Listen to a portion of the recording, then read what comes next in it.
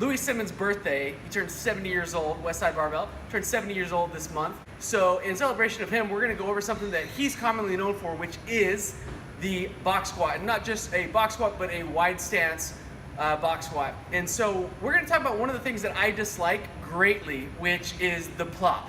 And so that's why we called this one Stop the Plop, because you really need to stop plopping whenever you're doing this. Now what I mean by this is, regardless of the height that you're using, it's really important to actually control the squat itself. So in other words, when I'm going back, and I'm getting in a wide stance, but when I'm going back and down, right? I'm going back and down, I'm reaching.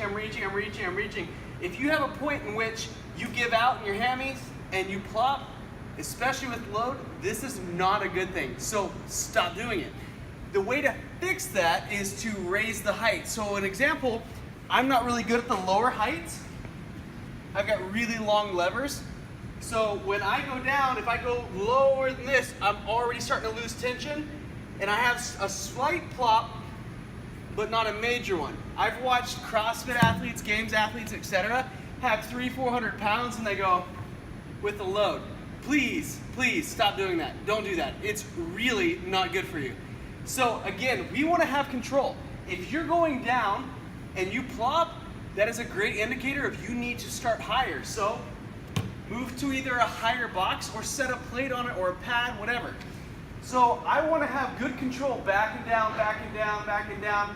I control here, I sit back some, and I drive vertically, pushing my knees out, my feet out as I drive up. Now, one of the big things here is we want to hold that tension. Think of it as a light switch. So right now, I've got the light switch on, it's staying on, I'm touching, I'm turning it off, and then I'm turning it back on again really quickly. That's what we want. So if we're going light switch on, staying on, plopping, we've turned that off, and that's not ideal. So stop the plop, stop plopping. It's not good for you, seriously. So focus on holding on to that tension all the way down, and if you find yourself or your athlete plopping, increase the height. All right guys, that's it for this week. Peace.